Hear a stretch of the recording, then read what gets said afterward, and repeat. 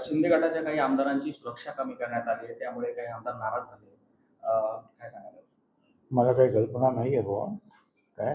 आणि तुम्हाला मी मंत्रिमंडळात नाही तर मी कुणाला विचारलं होतं काय झालं. आणि उपमुख्यमंत्री आहे शिंदे साहेब, ते चौकशी करतील, बघतील, त्याच्यावर लक्ष देतील.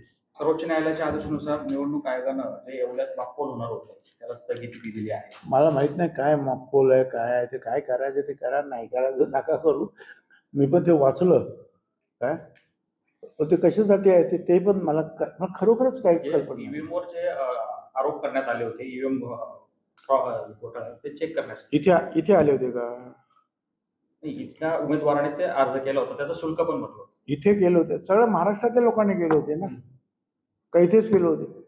उलट याच्यामध्ये जे आहे, मला जर ईव्हीएमचा फायदा मिळाला जर असता तर मी 1.5-2 लाख मतांनी निवडून आलो असतो. 60,000 मतांनी मी नेहमीच निवडून आलेलो आहे. आणि या वेळेला केवळ ह्या जरांगीमुळे जे आहेत, जरांगी असं ईव्हीएम त्याच्यामध्ये असेल तर जरांगी येऊन तर आणखी कोणी असू देत, ते ईव्हीएम नाही ते बरोबर उलट सुलट करून मला 1.5 लाखावर पोहोचवलं असतं ना मताधिक्य. पण ज्या अर्थी ते पोचलं नाही, उलट माझं कमी झालं, त्या अर्थी मी कसं काय सांगू की ईव्हीएमचं काय याच्यामध्ये आहे. ईव्हीएमचा जर फायदा झाला असता तर माझं मतदान कमी नसतं झालं, ते 1 लाखाने वाढायला पाहिजे. पण नाही ते लोक जे 4,000 मतांनी निवडून आले, 2,000 मताने, ते लोक लाख मतांनी निवडून आले ना. मग या ओबीसीमुळे म्हणा किंवा लाडकी बहीणमुळे. पण मला मग फायदा त्याचा ईव्हीएमचं जर असतं तर मला फायदा का मिळाला नाही, मी का कमी आलो, हा माझा मुद्दा आहे. ज्या शरद पवारांनी उपमुख्यमंत्री एकनाथ शिंदे यांचा दिल्लीत सत्कार केला, त्याच शिंदे यांना मुख्यमंत्री होण्यास काका पुतण्यांचा विरोध होता, असा दावा संजय राऊत यांनी केला कालच्या पत्रकार परिषदेत.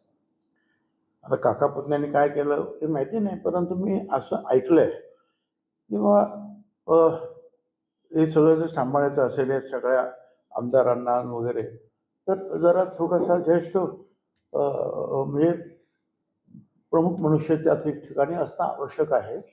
आणि हे खरंच आहे ना, त्या मंत्रिमंडळामध्ये अनेक जे आहेत आमच्या बाजूचे सिनियर लोक होते काय, आणि त्या मनाने एकनाथराव शिंदे खरोखर त्यावेळेला ज्युनियर होते.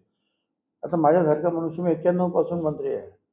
अजित पवार पण मला वाटतं 93 पासून असेल राज्यमंत्री आणि मंत्री वगैरे सगळं आहे.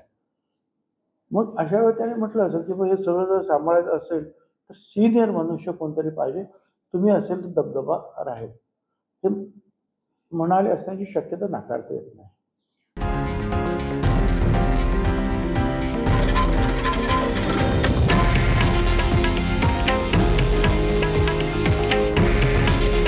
हे आहे देशातील नंबर 1 न्यूज नेटवर्क आणि आपण पाहत आहात TV9 मराठी. काळजी तुमची, हित महाराष्ट्राचं.